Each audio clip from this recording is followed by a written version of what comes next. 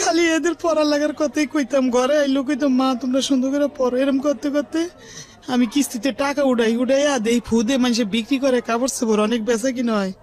আমি ওগুলো আইন এক এক জায়গাতে সাপ্লাই করে বিক্রি করতেছি। এখন ওই মিশিং আছে এখনো ঘরে আমার। তারপরে ওই 4 ভাই বোন ওই বাবার ঘরে ফালাই দিছে। আর বড় বোন তো বিয়ে হয়েছে, শ্বশুর বাড়িতে থাকে। আরেক বোনও বিয়ে হয়েছে, শ্বশুর বাড়িতে থাকে। 4 ভাই বোন বাপের ঘরে হালাইছে। 2 বোন বিয়াতি আর 2 ভাই ছোট ছোট। তখন বাপে 4 জন নিয়ে চলতে পারে না, দোকানও বিক্রি করে লাইছে। দোকানে মানুষে বাকি খেয়ে টাকা দিত না। আমার বাপে পড়ালেখা জানে না তো, খাতার মধ্যে লেখতো দিছি এগুলো, দোকান বিক্রি করে। পরে করতো কি, ওই বড় বোনে করছে কি ছোট 2 বোন টাকা নিয়ে আসছে। ছোট ছোট হিসেবে আমি 8 বছর, ওইটা একটু ছোট। বলে যে আমার সংসার, আমার সন্তান নাই তো, ওগরকে বড় করি। এভাবে নিয়ে আসছে, নিয়ে আস্তে আস্তে একটু বড় হয়েছি।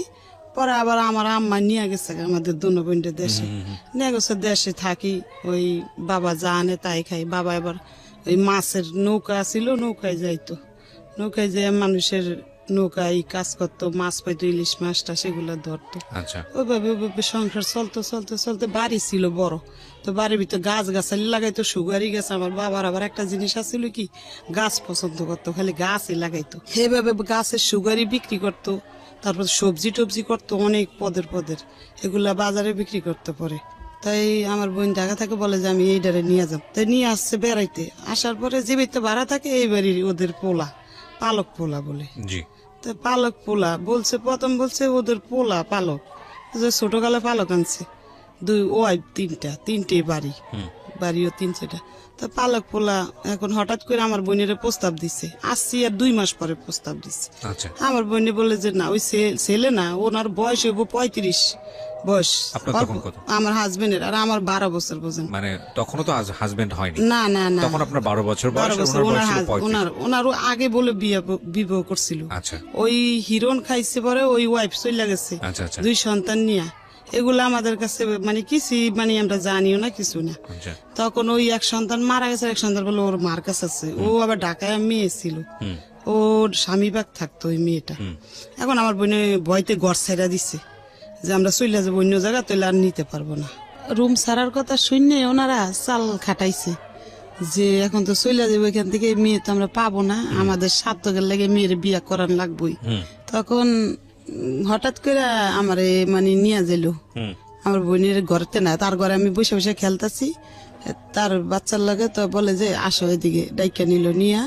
আর এই কয়দিন আমার মানে অনেক পরামর্শ দিছে যে তোমার ভালো হইব, আমাদের বাড়ি দেখো কত বড়, তুমি আমাদের কাছে থাকবা, আমি তোমার আদর করবো, এরকম বলতো টলতো। তো আমি অত মানে করতাম না। তারপরে হঠাৎ করে আমার কি নিয়ে গেল ওদের ঘরে, নিয়ে হলুদ টলুদ বাটে বাইটা টুইটা আমার শরীরে দেয়। এখন আমার বই নাইসা আমার রাগারাই করতেছে, পানি পরাই না খাওয়াইতেছে যে তাবিজ করছে তারা নাকি। পানি পরায় কোনো কাজ হয় না, মানে আমি হও কই না, নাও কই না। তারা আমার হলুদ মলুদ দিতেছে, দিয়ে টিয়া সুন্দর গোসল মোসল করে। তাদের আরেকটা বাড়ি আছে অন্য দূরে, ওই বাড়িতে নিয়ে গেছে। নিয়ে কাজী ডাইকা বিবাহ পড়াইতেছে। মানে আমার ওই আপনার গার্ডিয়ানের পারমিশন ছাড়া, গার্জিয়ানের মাথা ফাটালাইছে, আবার আমার বোনের মাথা ফাটালাইছে। বিবাহ পড়াইতেছে। বোনের জামাই আবার চাকরি করতো সিও অফিসে। তখন মাথা ফাটালাইছে। আমার বোনের তো মাথা বেন্ডিশ বেন্ডিশ নিয়ে চুপ করে বসে রয়েছে, আর যায় নেই। তখন ওনারা গার্জিয়ান ছাড়া নিয়ে বিবাহ পড়াইছে। বিবাহ পড়াইছে, আমার এই কবুল কইতে বইছে। আমি 3 বার কবুল কইছি, এতটুকু জানি। আইসা এখন আমার বোনের সালাম করতে গেছি, সালাম দিতে গেছি, পর আমার বোন একটা লাত্তি মারছে 2টা, যে এই আমার কাছে আসবি না, তুই যা যা। যারা তোরে বুদ্ধি দিছে। আপনার নিজেরও কি ইচ্ছা ছিল? না, আমি কিছুই বুঝতাম না, না যে বিয়া কি জিনিস সেটাই বুঝতাম না। আর ওরা আমার কি করতেছে আমি নিজেও বুঝতাম না। ওরা কি করছে আমার আমিও নিজেও জানি না। তখন লাত্তি দিচ্ছে, চলে আইসি ওই শাশুড়ির কাছে। শাশুড়ির কাছে চলে আইসা এখন বলি যে আমার বোনের তো আমার জায়গা দিব না রুমে, বলে যে তুমি আমার রুমে থাকো, পরে একটা বাড়াইতে যে লেগে ওই রুমরা তোমাদেরকে দিব বইলা। পরে আমি ওই রুমে ঘুমাইছি।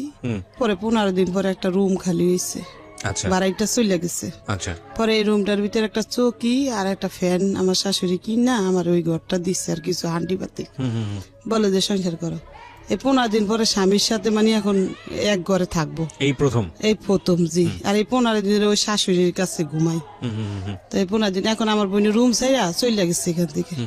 এখন ওই শাশুড়ি ঘরটর দিছে, ওদের সব কাজ করি টরি, ওনাদের কাজ করি সকাল থেকে সারাদিন, ওদের লগে খাই, খাইতে খাইতে পরে বলে যে তোমরা আলাদা রাইন্দা খাও। তখন আমি আলাদাই আমার হাজবেন্ড নিয়ে রাইন্দা ওই ওদিনকে ঘরে দিছে পরে রাত্রে দেখি কি ডুইলা ডেলে আসছে লোকটা। আচ্ছা। তারপরে রাত্রে উনিও ঘুমাইছে, আমিও ঘুমাইছি, সকাল উঠছি, এখন শাশুড়ির কাছে গেছি বলছি, শাশুড়ি পরে কয় কি তুমি পেশু সইসা আসো ওই নাস্তা খাইতে। তখন নাস্তা খাইছি, খাইতে খাইতে এমনি সংসার করতে করতে 1 মাস মানে হইয়া গেছে পরে বাবু পেট হইছে। আচ্ছা। হইছে পরে বমি করি, তো বুঝতাম না যে 1 মাসের মধ্যেই? 1 মাস। আপনার বয়স তখন কত? তখন ধরেন 10-11 বছর? 12 বছর বিয়ে 12 হয়েছে। বছর বয়স। আর আচ্ছা। 1 মাস পরে বমি হইতাছে। ওকে। ওই লোকটার বয়স বেশি না, ওনার 35 মতন বয়স। আচ্ছা আচ্ছা, যাই হোক, ওনার তো সতর্ক হওয়া উচিত ছিল। ঠিক আছে, বলেন। হ্যাঁ, তারপর? না, শাশুড়িরে তো সতর্ক করে নাই, তারাই তো কিছু কইরা বোঝাই নেই আমারে কিছু। আচ্ছা, আপনি তো কিছু বিষয়টা বুঝতেনই না একদম? না না, তখন মানে বুঝতামই না যে বাচ্চা হইলে আমার ক্ষতি হইব কি ভালো মন্দ। তখন বোন বুঝতে পারছে যে বমি করে কেন। তখন বোন বললো যে আমার কাছে একটু আসবি তুই, মানে দূরের থেকে বোন আদর করে, দূরের থেকে বলছে আমার কাছে একটু আসবি। আমি বলি কেন, বলে আসে দিকে গেছি। পরে একটা কাঁচা আনারস নিয়ে কাইটা খাওয়াইছে, এটা আবার আরেকটা বাড়াইটা দিয়ে খেলাইছে। দেখা শাশুড়ির কাছে বইলা দিছে, শাশুড়ি হাজবেন্ডের কাছে বইলা দিছে।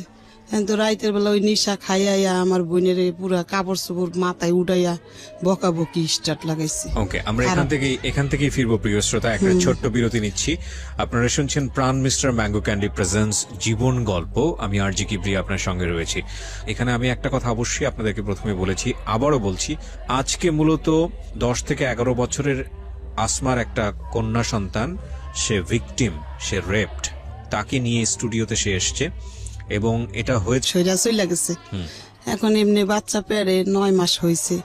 তখন মানে আমার বাচ্চা হইব আজকে ডেলিভারি, শাশুড়িরা দায়টাই নিয়ে আসছে, নিয়ে আইসা শাশুড়ি। 9 মাসের মধ্যে কি আপনি বাড়ির সঙ্গে যোগাযোগ করা? না না, আমার বাবা মা কেউ আসে নাই। কেউ জানার পরেও আসেনি? না, কেউ আসে নাই। তখন দায় আনছে, তো ওই সারা রাত আমার শাশুড়ি আমার কাছে ছিল, আর একটা বাড়াইটা এরকম মানে থাকবো ওরকম প্রস্তুতি নিচ্ছে তারা। তখন একটা বাড়াইটা ছিল ভালো। কোন এলাকার ঘটনা এটা? এটা আমি দোলাইপাড় থাকতাম তখন। দোলাইপাড়, ঢাকার দোলাইপাড়? ঢাকা দোলাইপাড়। ওনাদের নিজেদের বাড়ি? ওনাদের নিজের বাড়ি। আমি তো ওনাদের পালক ছেলের বউ, বুঝেন না? পালক ছেলের বউ ছিলেন আপনি। আচ্ছা, তারপরে? হ্যাঁ, তারপরে আমার প্রথম সন্তানই কি এই সেই সন্তান? ওই হচ্ছে সে, মানে বড় মেয়েটা? আরেক ছেলে আছে। ও, আরেক ছেলে আছে আপনার? তাকে নিয়ে আসেননি এখানে? ওর বয়স কত? ও এখন বড় হয়েছে, বিবাহ করছে, 21 বছর হয়েছে। ও, ছেলের ওই 21 বছরের ছেলের গল্প আমাদের বলছেন সাথে আপনি? সম্পর্ক নাই। আচ্ছা, ঠিক আছে, সে গল্প হচ্ছে ধারাবাহিক ভাবে আসবে। তখন মানে একটা সাইডের বাড়াইটা ছিল ভালো, বলে যে এখন যাই ওর বোনের কাছে, অনুরোধ করে নিয়ে আসি ওর বোনেরে। তখন বলে যে এই ছোট মানুষের পেটে বাচ্চা হইছে, বাচ্চা হইতে দিলে তুই মারাও যাইতে পারে কি, তো তুমি আমার বোনেরে অনুরোধ করে নিয়ে আসছে, পায়ে হাতে দুইটা যে আস তুই একটু ওরে দেখিস। তখন আমার বোনের চলে আসছে, আর থাকতে পারে নাই। আচ্ছা, আইসা সারা রাত আমার সাথে ই করছে, সকালবেলা আমার ওই ছেলে বাচ্চা হইছে। আচ্ছা, হয়েছে পরে আমার হাজবেন্ড মিষ্টি আইনা খাওয়াইছে সবাই। খাওয়ানোর পরে আমার হাজবেন্ডের মানে বাবা মা কোথায় আছে কি আছে আমরা কিছুই জানি না। আসল বাবা মা নাই বলছে ওনারা, কোনো ভাই বোনও নাই মনে হয়, এরকম কেউই নাই মনে হয়, এরকম জানি। তারপরে খাওয়াইছে, আস্তে আস্তে একটু বাবুটা এই 5 মাসের হইছে। আর হঠাৎ করে ওই রাস্তায় মারামারি করছে, ওই ওষুধ কোম্পানির 2টা লোকে মারামারি করছে। ওই ছেলের বয়স 5 মাস। মারামারি করছে, পরে ওনারা ধরাই দিচ্ছে ওই মালিকে, মানে আরেকজন ভাই এরকম পালক আর একটা ছেলে মারামারি করছে, ধরাই দিছে পুলিশ দিয়া। আমার হাজবেন্ডে ধরাই দিচ্ছে, আমি জানি না। তো এই নাইট গের এসে বলে যে সালমা তোমার এই হাজবেন্ডে তো ধরাই দিচ্ছে তোমার শ্বশুরে। পরে আমি কি করবো আর জানি না, সকালবেলা হইছে। এখন বলে যে আমার শ্বশুর ডাইকা নিয়ে বলে যে তুমি আমাদের ঘরে খাওয়া দাওয়া করবা কিন্তু। পরে আমি ওনাদের ঘরে একবেলা যাই, খাই, আর ওই বাচ্চাটা নিয়ে থাকি এরকম করে 2 মাস। এখন আমার বাবার বাড়ির মানুষ শুনছে ওই কথা, শুনে আমার বাবা চলে আসছে, আর থাকতে পারে নাই। আচ্ছা, চলে আসছে, গাছ বেচছে দেশে, বেচা গাড়ি ভাড়া নিয়ে আসছে যে আমার মেয়ে নিয়ে যাম আমি। ওইটা শুনছে, কাটতে জানি না, বড় বোনেরতে জানি। পরে আসছে, পরে এরা যাইতে দিব না, যে না ওর স্বামী নাই, ওরে দেওয়া যাবে না। আচ্ছা, মানে এত ফাঁসান দেয় নাই। তখন আর আমার বাবা ফিরত চলে গেছে। তো পরে আমার শ্বশুরে একটা লোক দিয়া জেলখানায় পাঠাইছে যে তোমার হাজবেন্ডের দিকে আসো। তখন আমি গেছি আর আমার হাজবেন্ড মানে আমি কই চলে যাম গা, আর এর ভাত খাম না, অনেক মায়ের ধরেও করতো।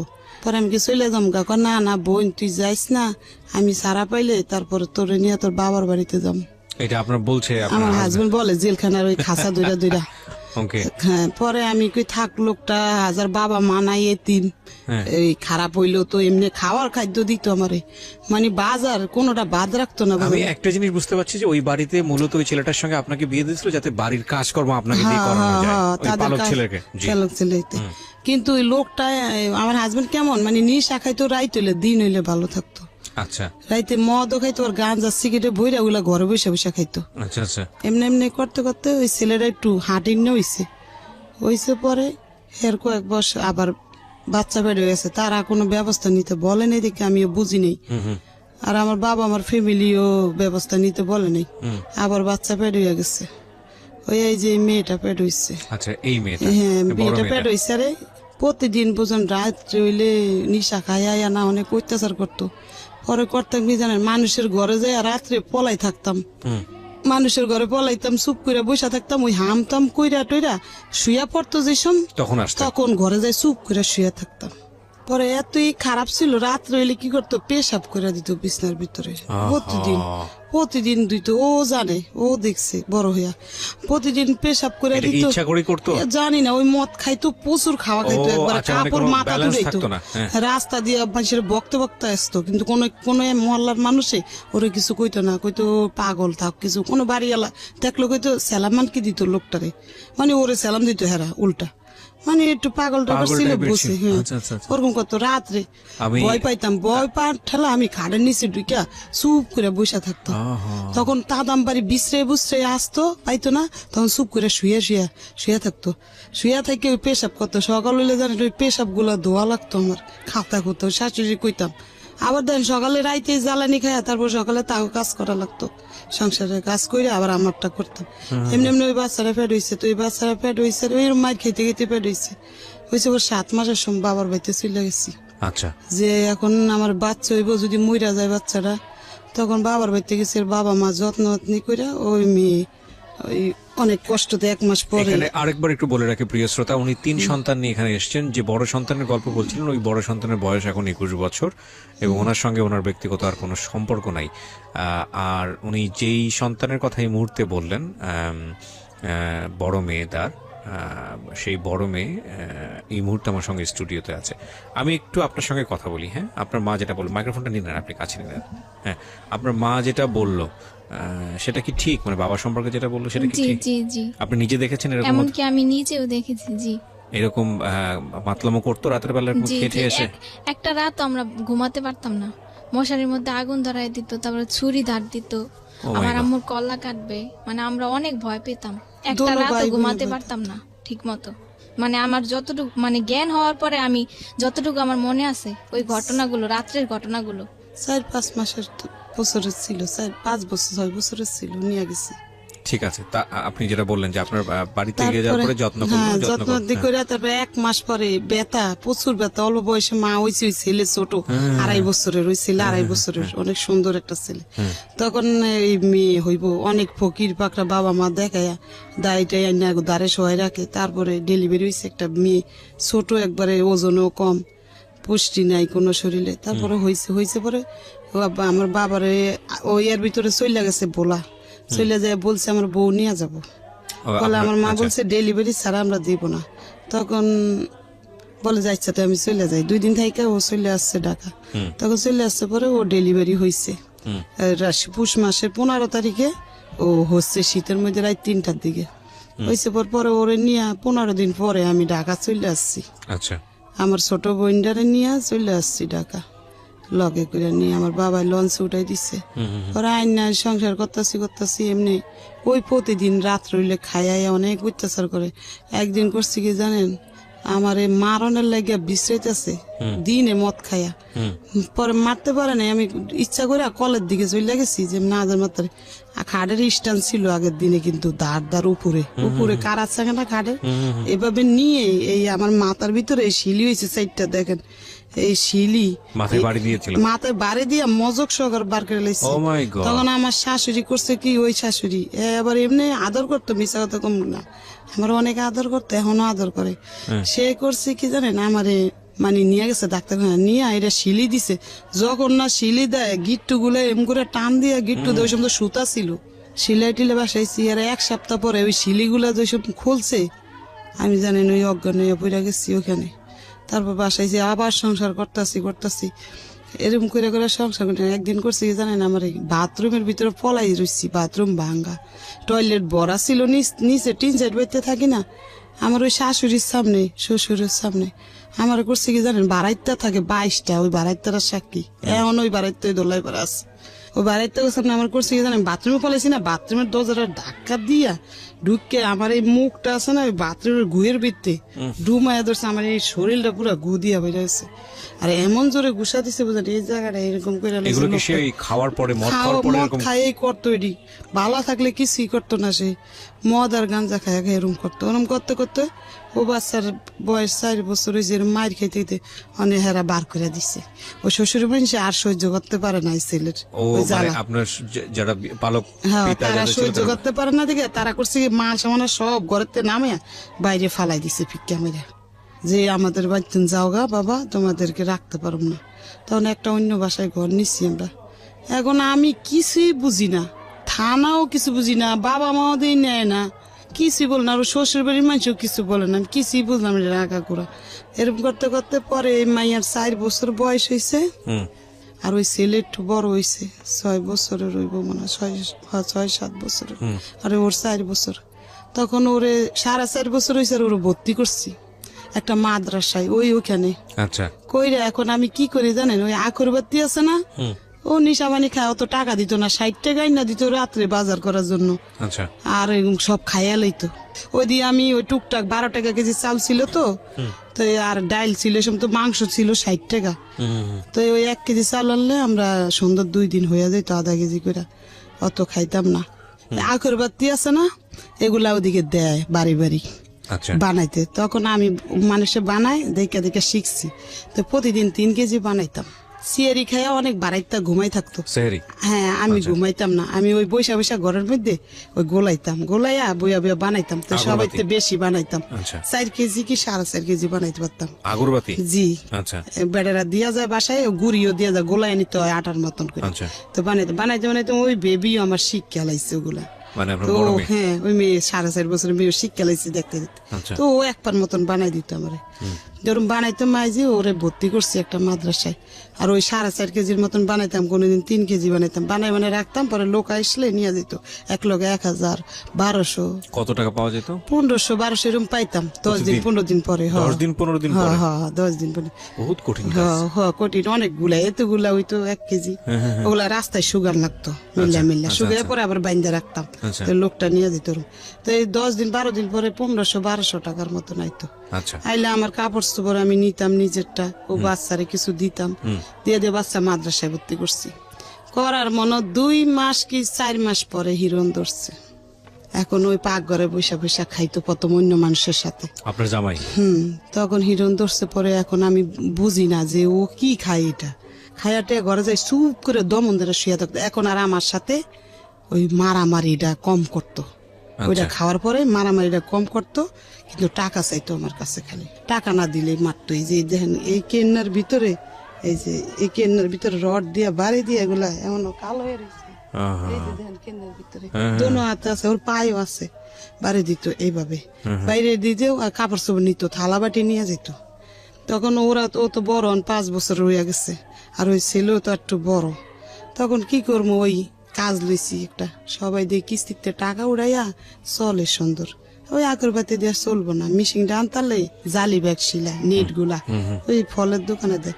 অনেক একজনে বুদ্ধি দিয়ে কি, ওই তোর স্বামী তো ওই নিশা ধরছে, এখন তো ওই বাচ্চা দুটোর জীবন নষ্ট হইব, আর বাবা মাও নেয় না আমার আয়সা, কেউ পাশেও দাঁড়ায় না। তখন বললাম যে একটা মেশিন কিনবো, তখন কিস্তিতে টাকা উঠেছি 10,000। আমি 10,000 এখানে একটা বিরতি নিতে চাই।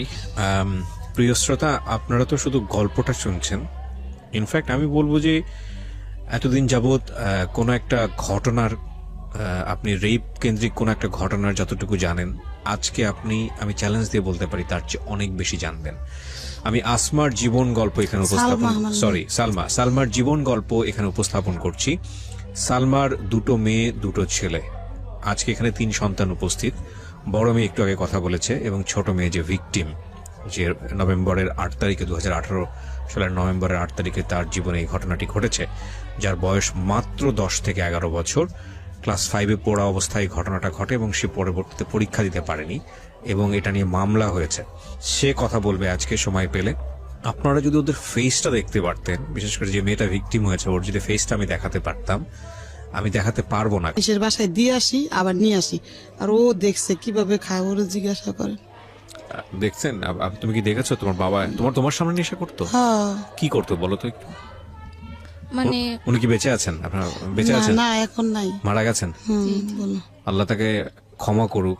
আমি মৃত ব্যক্তি সম্পর্কে কখনোই এরকম কিছু বলাটা প্রয়োজন না এবং উচিত না। আমি তবুও বলি, একটা মানুষ যে কর্মটা রেখে যায় দুনিয়াতে সেটাই মনে করে। তবে আমি তার জন্য দোয়া করি অন্তর থেকে যে আপনাকে আল্লাহ নিশ্চয়ই ক্ষমা করুক, আমি এটুকু বলতে চাই। তবে আজকে আমি গল্পের প্রেক্ষাপটে আমি ঘটনাগুলো তুলে নিয়ে আসছি, ওনাকে আমি অ্যাকিউজ করছি না।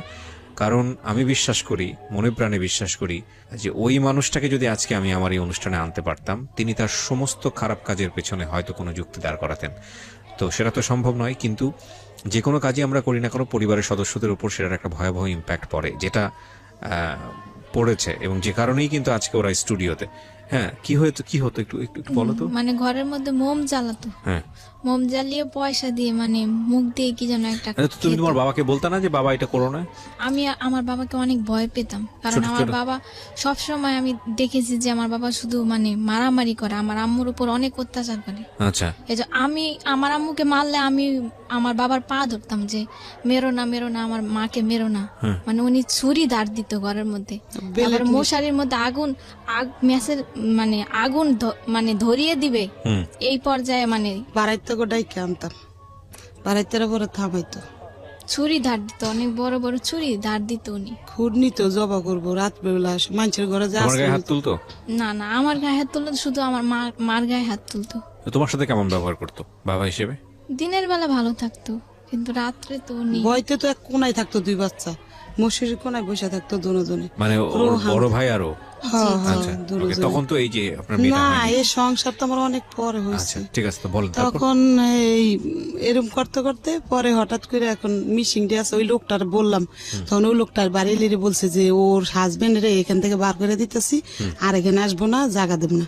তখন ও গেছে কাজে, আমি চুপে বাড়ির সাথে শেয়ার করে রুমটা ছেড়ে দিছি, দিয়ে আমার 2 বাচ্চা নিয়ে একটু দূরে চলে গেছি। আমি যাই ওখানে বাসা নিছি, নিয়ে ওখানে থাকি। ও কে ভাবে জানি গেরান পাইছে, ওখানে চলে গেছে। যায় আমি দরজা খুলি নেই, জানলা দিয়ে বলে যে আমার প্লেট দে, আমার বালিশ দে। তখন আমি জানলা দিয়ে প্লেট দিছি, বালিশ দিয়ে দিছি। আমার হাত ধরে এইভাবে মোচড় দিছে, হওয়ার মতন না, মানে জানলা দিয়ে পারে না, আমার মারবো এখন আইসি কে ওর সঙ্গে। তখন আমি দিয়ে দিছি, ওরা বড় মাদ্রাসায় যায় আসে, এখন ওরে কোথায় রাখবো আমি, কই যাব না যাব।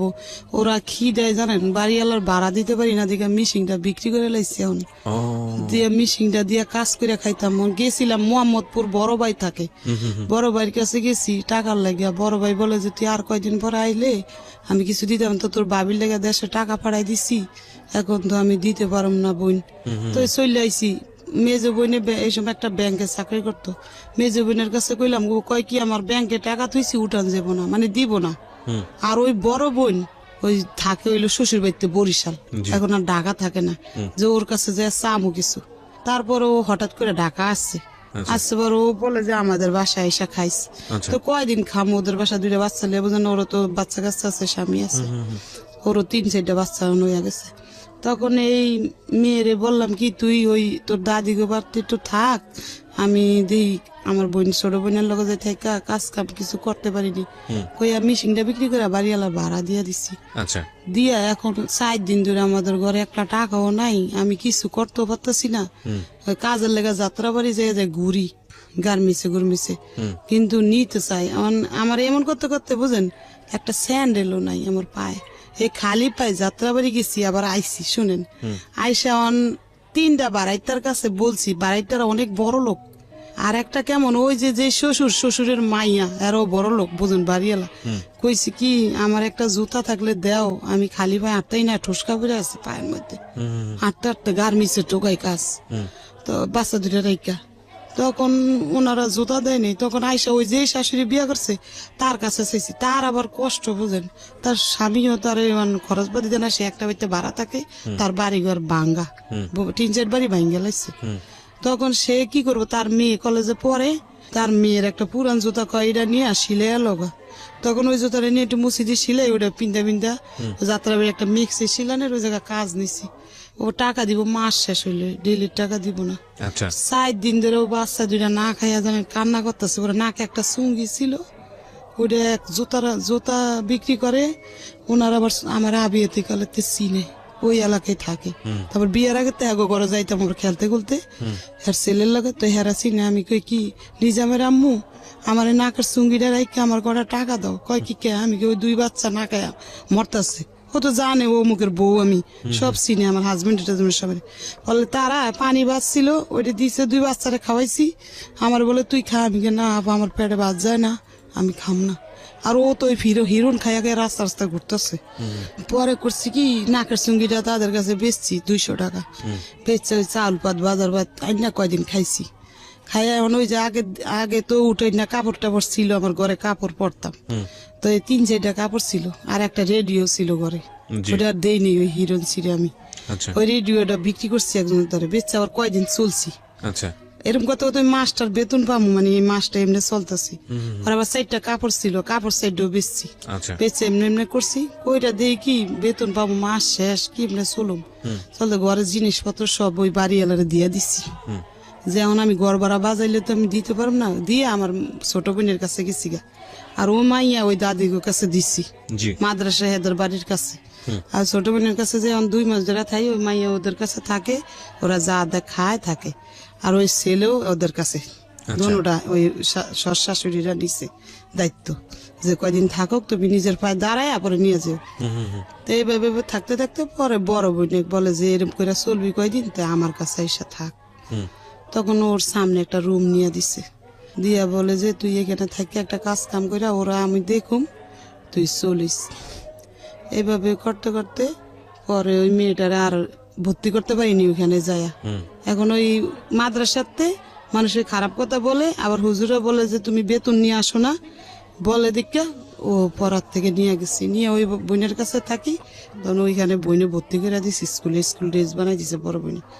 তো বড় বোনটা একটু আদর করতো, তো এই বড় বোনের কাছাকাছি রাখতে রাখতে ওই বড় বোনের জামাই তো পিছলইছে, যে ওর আমার সাথে মানে দুষ্টামি করতে চায়, ওর মানে বেকায়দা শৈলে মইলে বর্ষা করতে চায়। ওর 3 সন্তান, 3 সন্তান, ছোট ছোট আর বেশি বড় না। তখন বোনের বলি নেই এরম যে কয়টয়, বলে যে চুপে, বলে রাস্তায় তুই আমার কাছে বিপদ বললে আমি কন্ট্রাক্টদারি করে পয়সাও ভালো কামাই, টাকা বোঝান প্রতিদিন অনেক টাকা আনে, কিন্তু আমি আমার বোনের কাছে শেয়ার করিনি, আজ পর্যন্ত বলিনি এই কথাগুলো, আজকে প্রথম রেডিওতে বলছেন, আজকে প্রথম বলতাছি। তখন বলি যে না এনে থাকলে আবার বোনের ঘরও দেখি মারামারি করে হাজবেন্ড, বাচ্চা ঘরও মারে, বোনেরও মারে, বলে যে না এনে থাকুম না। তখন ওইখান থেকে সইরা আলাদা একটা বাসা নিয়েছি, 3 সাইড নিয়ে এখন কাজে লাগছি যাত্রাবাড়ি। আচ্ছা মেক্সি সেলাই, রেডিমেড মেক্সি 5 টাকা করে পিস দিব। ওকে, পরে সিলাই পেটিকোট মেক্সি সিলাইতে ওই টাকাটা দিয়ে ঘর ভাড়া দেই, মাস শেষ ওদের 2 খাওয়াই। এর মধ্যে আমার বাবার কাছে বড় বোন ফোন দিছিল যে সালমা কিভাবে খাইবো, বাবা বলে যে ওর কাছে সেলাই মেশিন আছে না, ওইটা দিয়ে খাইতে পারে না, এই কথা বলছে। শুই না মনে কষ্ট লাগছে বুঝছেন। পরে কই বাবা মাকে দরকার নেই, বাবা বাচ্চা আছে ওই সময়। তখন বাইরে তো আর খোঁজ নেই, আর কেউ নাই খোঁজ নেয়। তখন কি করবো, ওই জায়গায় বাসা নিয়ে থাকি। হঠাৎ করে আমার এত অসুস্থ হয়ে গেছি, কাজ করতে করতে বুঝেন বিছনার লগে লেগে গেছি।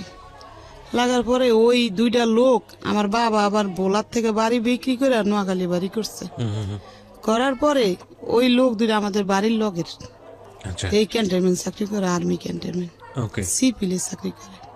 তখন ওরা মানে আমাদেরকে চিনে, তাই শুক্রবারে বিকেলে আর্মিকে বন্ধ থাকে, তো ওরা দুইজন আমার বোনের বাসায় আসতো, বোনের জামাইয়ের লাগে কথাবার্তা বলতো।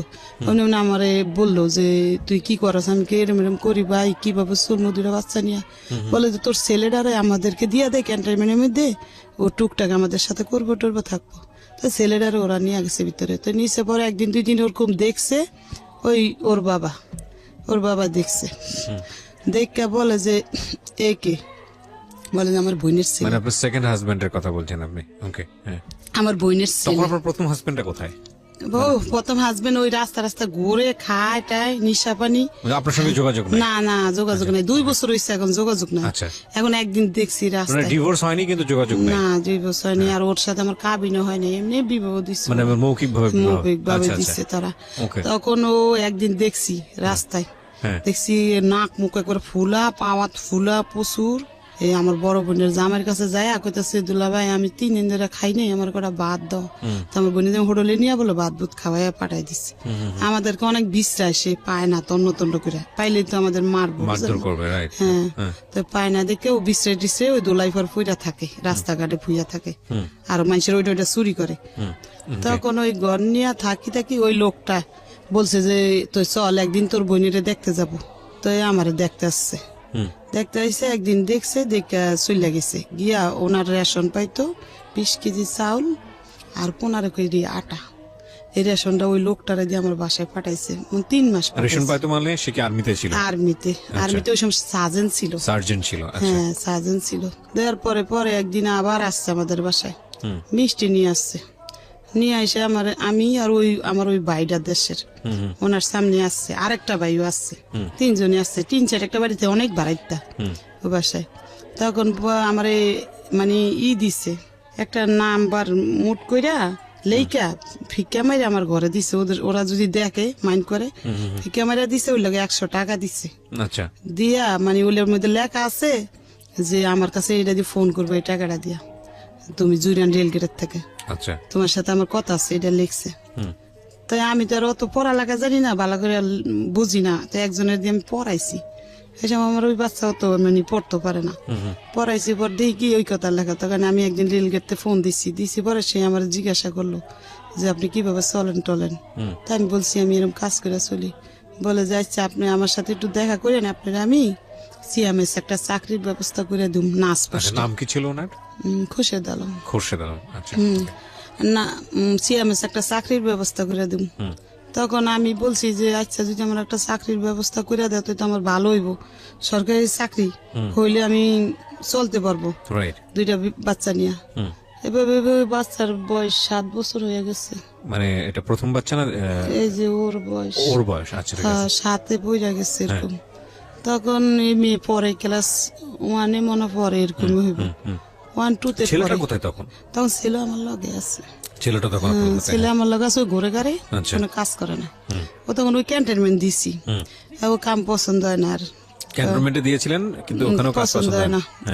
ওরা কাপড় দোলাই করে, ওরা আব্বু না, ওরা বসে না বাহিনী, ওই সিপিল, ওরা কাপড় দোলাই করে আর্মি গো, ওগুলার লগে একটু কাজ কাম করতে দিছিল, কিন্তু করবো না। সে আয়সা পড়ছে, আয়সা ঘরে শুয়ে থাকে, আমি কিছু বললো খেলে টেলে আয়সা আমি যাই লেগা কাজে, ও ভাত বুত খায়, ওর খেললে খারাপ পোলাবেনের লাগে মিশে। পড়াশোনা করেন না, পড়াশোনা করে আপনি শাসন করেও করতে পারেন? শাসন করলে কি বা আমার মানে কিছুই কয় না। আমি মারলে চুপ করে থাকে, আমি গেলে ও খেলে টেলে, আর আমি না দেখলে পলায়া থাকে, থেকে ভাত বুত খায়, এরকম করে দিন যায় রাত পয়। ওর খালি না খাইলে না খায় থাকে। বাবা খুবই বাবার কাছে যায় না। এই জন্য বলি বাবা খুব ইম্পর্টেন্ট একটা ফ্যামিলির জন্য, খুবই ইম্পর্টেন্ট। এবং একটা ব্রোকেন ফ্যামিলিতে আসলে যারা বড় হয় তারা বুঝতে পারবে যে একটা মার অ্যাবসেন্স কিংবা একটা বাবার অ্যাবসেন্স ওই পরিবারের জন্য কতটা ভয়ানক, বা তার বড় হয়ে ওঠার জন্য কতটা ভয়ানক। বলেন তারপর কি হলো? আপনি তারপরে এভাবে উনি বলে চাকরি দিব, সঙ্গে যোগাযোগ বলতে না। হ্যাঁ, তখন জানতাম না কিছু। তখন বলে এগুলো, আমি বলি না ভাই আমার 2টা বাচ্চা আছে, এটা নিয়ে কেউ সংসার করে কিনা, করে না। করলো পরে আমার বাচ্চাটি লাত্তি লুত্তি দিয়ে ফালাই দিবেন আপনি। বলে যে সবাই একরকম মনে করেন না আপনি। দেখলাম লোকটা অনেক ব্যবহার ভালো টালো, এরকম তার প্রতি একটু হলো নরম হচ্ছে, দুর্বল হয়ে গেছি একদম, মানে তার প্রতি। সে বলে যে তোমার বোনের কাছাকাছি তুমি থাইকো না, তুমি আমি একটা বাসা নিয়ে দিই, তুমি ওখানে বাসা নাও। তখন আমি বলছি যে না বাসা তো নিব আমি, কিন্তু সেই বাসা ভাড়া আমার কে দিব? বলে যে আমি দিব। তখন আমি বাসা ছাইরা ওই পারে রেল গেটের ওই পারে একটা বাসা নিছি, ভাড়া মনে 4,000 টাকা হইব না, 3,500 টাকা জি বাসা ভাড়া নিয়ে আমার 2 ছেলে মেয়ে নিয়ে আমি ওইখানে গেছি। যাওয়ার পরে টুকটাক কিছু মাল সামান কিনা দিছে, আর ওই লোকটার দিয়ে রেশন মেশন পাঠাইছে বাসায়। পাঠাইছে পরে বাড়িওয়ালারে বলছি আমার 2 বাচ্চা আমি থাকবো, আমার হাজবেন্ড থাকবো, এ কথা বলছি। এখন আমি বলছি যে আমরা এখন বলে যে আমরা এখন বিবাহ করব। উনি বলছে আমার প্রস্তাব দিছে। তাই আমি বলছি তাইলে কে সাক্ষী থাকবো, বিবাহর সাক্ষী আছে না? তখন ওই লোকটা আর একটা লোক, এই 2 জন সরকার, একজন মৌলবী ডাইকা আমরা বিবাহ করছি। আচ্ছা, তো এই বিয়ে করার আগে তো আপনার আগের হাজবেন্ডের সাথে আপনার তো কোনো সেই অর্থে সম্পর্ক নাই। সম্পর্ক ছিল না, তার কিন্তু চিনিও না, জানিও, দেখিও নেই আর তারে। আর এই 2 বছর সে আমার কোনো খোঁজ খবর না, আমরাও তার খোঁজ তো খবর নেই। আপনি বিয়ে করার আগে কি আপনার ছেলের মেয়েদের সঙ্গে আলোচনা করছিলেন যে আমি এরকম একটা বিয়ে শাদীতে এরকম?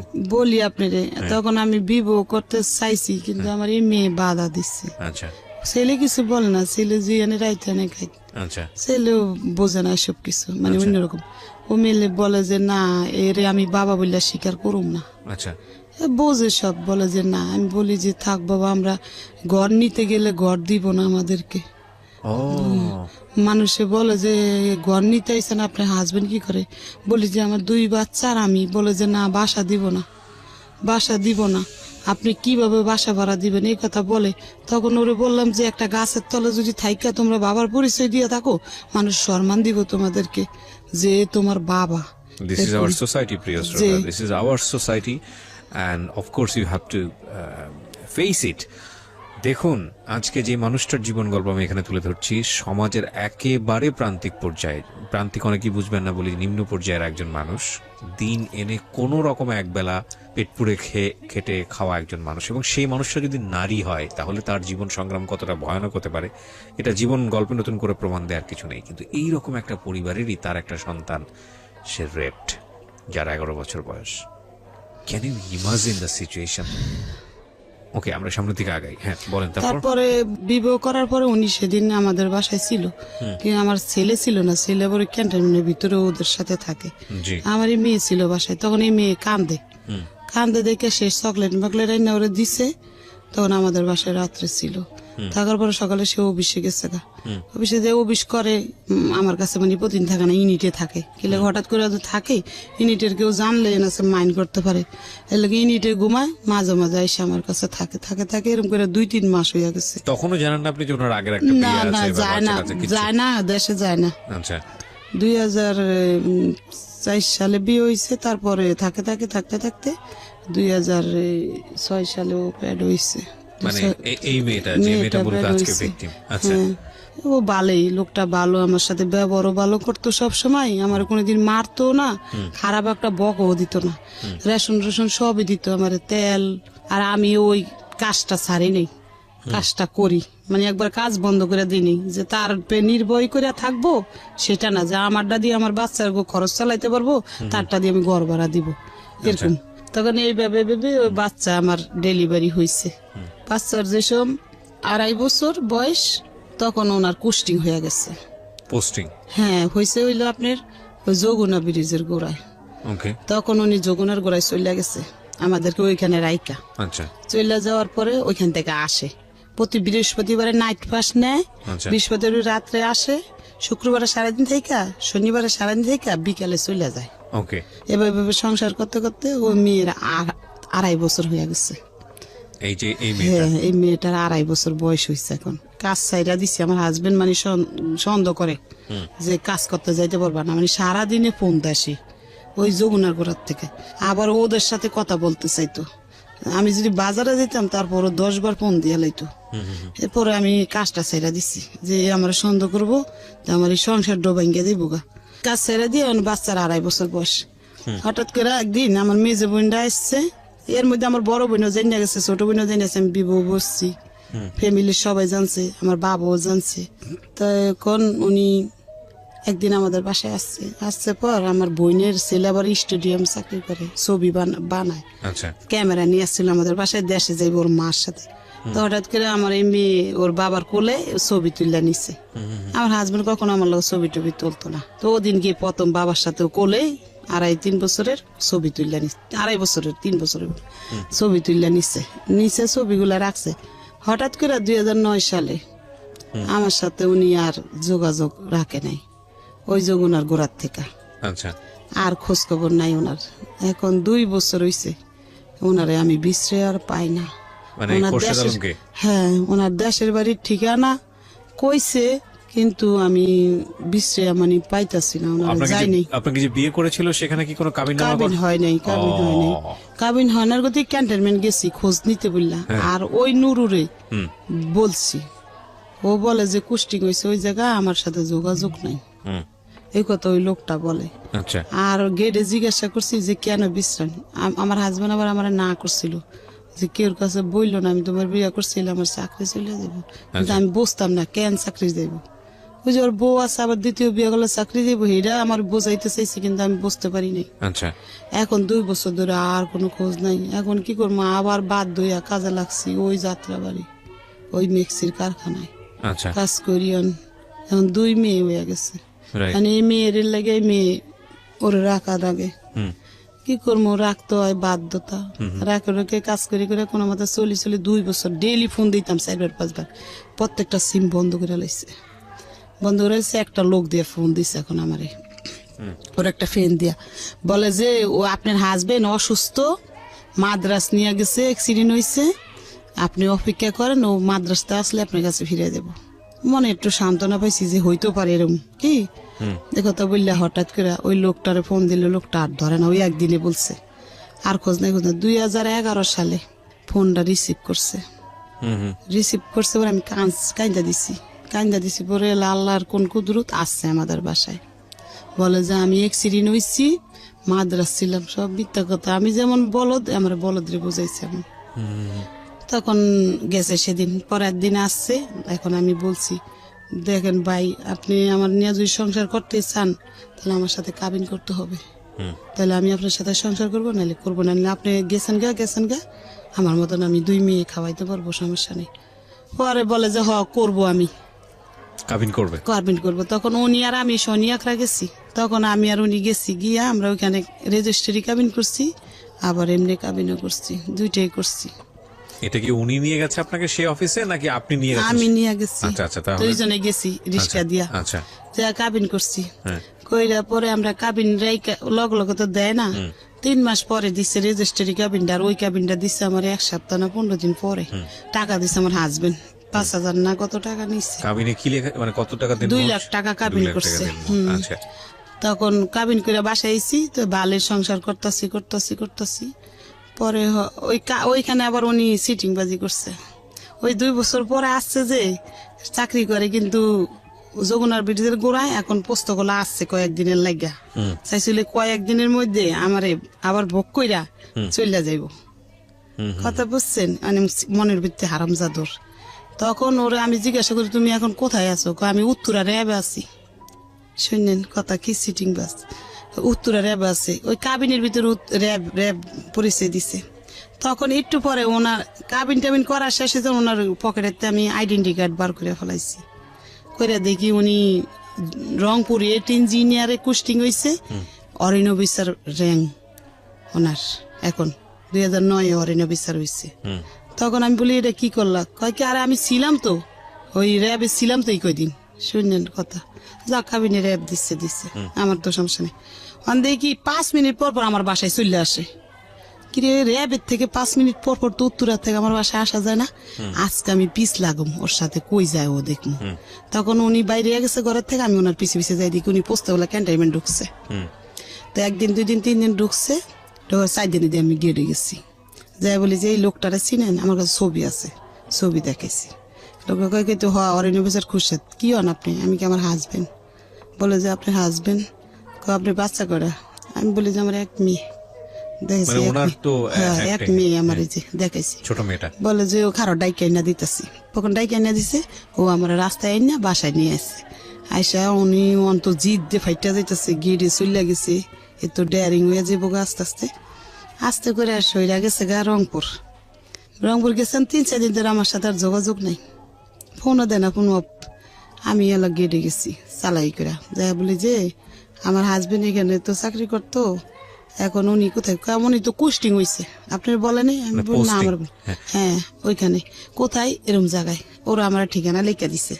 আমি ওরে ছোট নিয়ে চলে গেছি এর গাড়িতে, রাইতের গাড়িতে গিয়ে সকালে নামছি, নাইমা আমার হাজবেন্ডে বার করে নিচ্ছি, নিয়ে ওইখানে এসএম স্যারের কাছে বিচার দিছি যে আমি আমার হাজবেন্ডের লগে থাকবো, সব বলছি, বলি যে হাজবেন্ডের লগে থাকবো। তো আচ্ছা থাকলে আপনার হাজবেন্ড ঘর নিলে আপনি থাকবেন।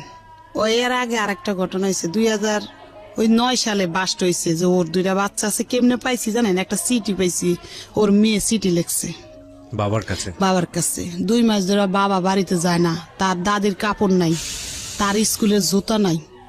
এই চিঠিটা আমি পাইছি, পায়ানা চিঠিটা আমি একজনের দিয়ে পড়াইছি, আমি পড়তে জানি না, তো পড়াইয়া দেখি কি বাচ্চাটির কষ্টের কথা লিখছে এটার ভিতরে, হইনা আমার খারাপ। তখন আমি এটা মানে গোটপিট করছি, ওই যাই না গেছি দিকে ওই পলাইয়া গেছে ওই 2 বছর আর আসে নাই।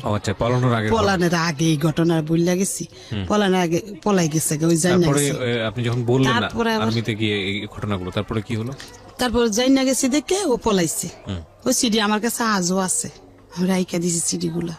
তখন পলাইছে, ওই যে পলানের পরে 2011 আইসে, কাবিন করলাম, করার পরে ওইখানে গেছি, ধরলেন ওরে, ফাইনালি তো গিয়ে ধরলেন, দর্শি আমরা স্বীকার করছে। হ্যাঁ না সেটা ঠিক আছে, তারপরে কি হলো? মানে ওখান থেকে কি বললো? আপনাদের একসাথে থাকার নিয়ম দিচ্ছে, তারপর যে আপনার হাজবেন্ড ঘর নিলে আউটে বাসা নিব, আপনি থাকেন তার সাথে, নিয়ম দিচ্ছে, থাকেন আপনি, সমস্যা নাই।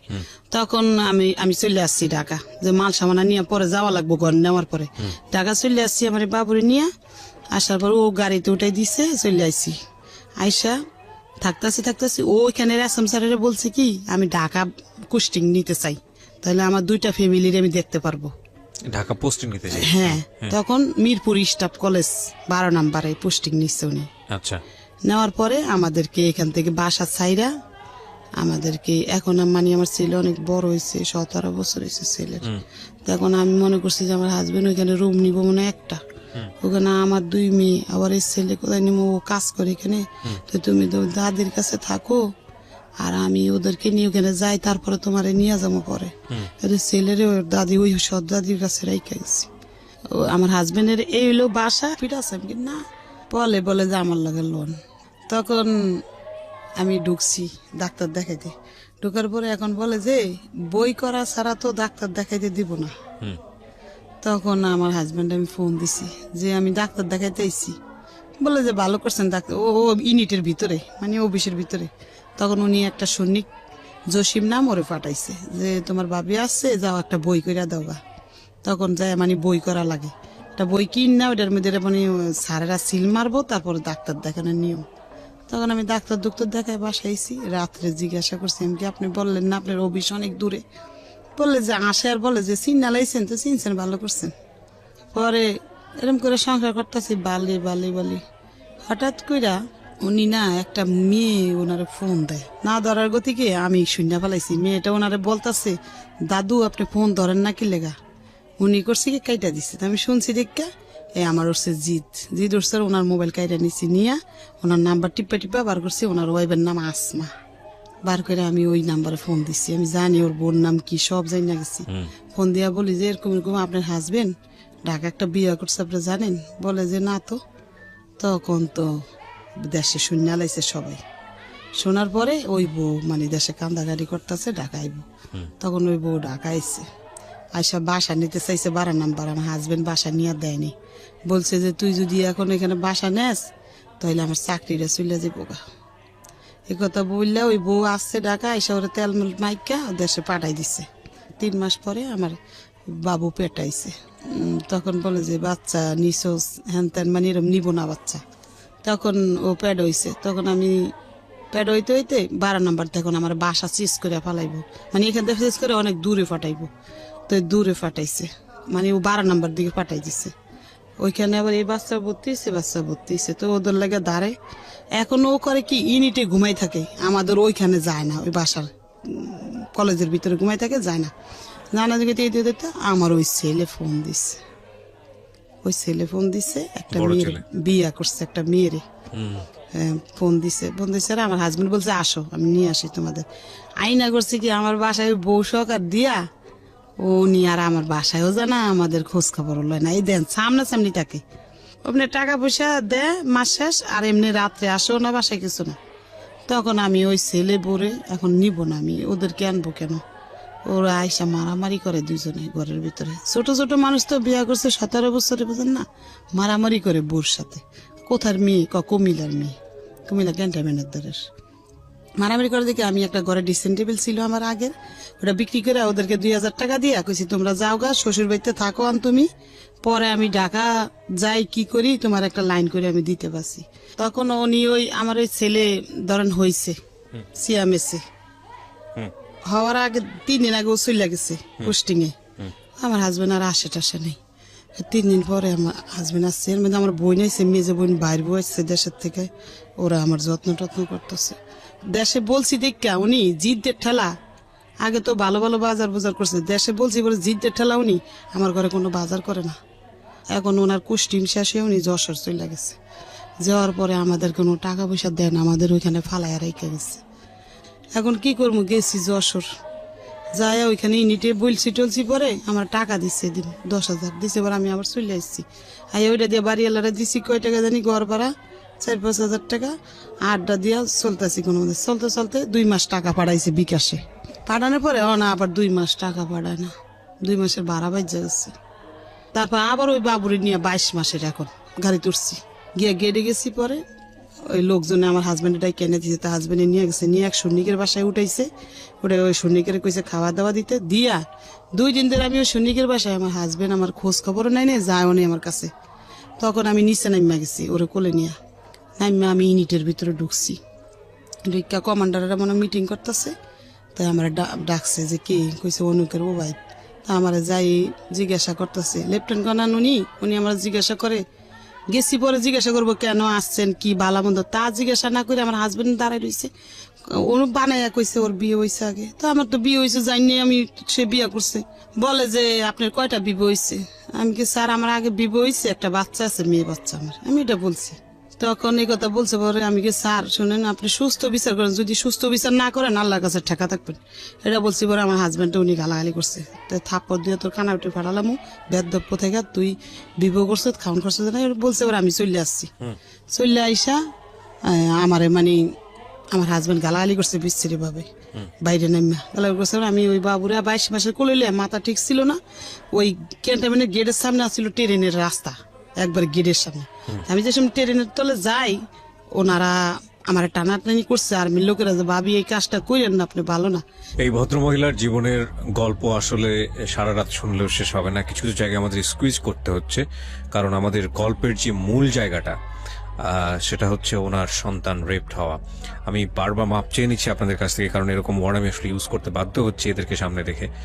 আপনারা চলে আসতে পারেন আমাদের ফেসবুক পেজে, আমরা স্টুডিওতে কিভাবে আছি এটা দেখার জন্য। আমাদের ফেসবুকের ঠিকানা www.facebook.com/kibriya.rj, পেজটি আছে RJ কিবরিয়া নামে, এবং এই অনুষ্ঠানটি একযোগে আপনারা শুনতে পাচ্ছেন ঢাকা এফএম এর ইউটিউব চ্যানেলে। ঢাকা এফএম নামে সার্চ করলেই হবে ইউটিউব চ্যানেল, অটোমেটিক্যালি আপনারা ওখানে পেয়ে যাবেন আমাদের ইউটিউবে। আমি জানি যে আপনার শেষ পর্যন্ত এই সংসারটাও টিকেনি, গোলেমালে এটাও শেষ হয়ে যায়। আমি বরং ছোট্ট একটা বিরতি নেই, বিরতির পর ফিরে এসে আপনার ওখান থেকেই শুনবো। কিন্তু আমরা মূল যে জায়গাটায় যেতে চাই সেটা হচ্ছে আপনার এই ছোট মেয়ের ঘটনাটা, যেটা খালি এদের পড়ালেখার কথাই কইতাম, ঘরে আইলো কইতাম মা তোমরা সুন্দর করে পড়ো। এরম করতে করতে আমি কিস্তিতে টাকা উড়াইয়া দেই ফুদে মানুষে বিক্রি করে, কাপড় চোপড় অনেক বেচা কিনা হয়, আমি ওগুলো আইন এক এক জায়গাতে সাপ্লাই করে বিক্রি করতেছি। এখন ওই মিশিং আছে এখনো ঘরে আমার। এই ঘটনাটা ওর বড় বোন বলতে চাচ্ছে। প্রিয় শ্রোতা, আমরা মাকে এতক্ষণ পর্যন্ত ফ্লোর দিয়ে রেখেছিলাম এবং আপনাদের সদয় অবগতির জন্য জানাচ্ছি, একটা হ্যাঁ নিশ্চয়ই আপনাকে দিব ফ্লোর। একটা মার জন্য কতটা ভয়ানক হতে পারে এই সন্তানদের ঘটনা বর্ণনা করা, আল্লাহ মাফ করুক। আমি আর কিছু বলতে চাচ্ছি না, আমি স্পিচলেস টোটালি। আচ্ছা ঠিক আছে, বড় বোনকে হ্যাঁ বলেন। তারপরে দেখেন বড় মেয়ে ক্লাস এসএসসি পরীক্ষা দিল, দিয়া এই গ্রেডের উপরে উঠাইছে, ও সরকারি কলেজে চান্স পাইছে, সরকারি কলেজে পড়ালেখা করে, ওর খরচ আমার লাগে না অত বেশি, অল্প অল্প। ও টিউশনই করে, মানুষের বাসায় দেয়নি টিউশনই করতে। যে মানুষ যদি আমার মেয়ের দিকে খারাপ নজরে তাকায়, লেকের বাসায় টিউশনই করতে দেয় না, ও ঘরে যা পড়ায় তা দিয়ে চলে। আর আমি কাপড় বেশি জানেন, বিকালবেলা জুরিয়ান রেল গেট যে কাপড় বেশি, হাজার হাজার মানুষে দেখছে এই বোরকার মুখ ডাইকে সারাদিন কাপড় বেশি আমি। কেউ যেন দেখলে কইতে পারেন আমার বাচ্চারা কাপড় আলির মাইয়া খোটা না জান দেয় লেগে জানেন আমি এরকম করে করে চলি। আর আজকে আমি জি আমি আসবো। সাজানো সংসার আমার ধ্বংস আমি করে আমি দিচ্ছে। আসতেছি প্রিয় শ্রোতা, আমি এখানেই আপনাদেরকে নোট করতে চাই যে এই হচ্ছে আমাদের আসল জায়গাতে আসা। এতক্ষণ আসার জন্য আমি এতক্ষণ আপনাদেরকে একটা বর্ণনার মধ্যে রেখেছি। এই কথাটা এই কারণেই বলছি, পত্রপত্রিকায়, টেলিভিশনে বা অন্য কোথাও গণমাধ্যমে যে এই রেপের ঘটনাটা আসে, এটা শুধু আপনি রেপটাই জানেন, কিন্তু রেপ হলে একটা ফ্যামিলির কি হয়, যাকে রেপ করা হচ্ছে সে সন্তানটি কত কষ্ট করে বড় হয়, তার যে একটা ব্যাকগ্রাউন্ড থাকে, একটা অতীত থাকে,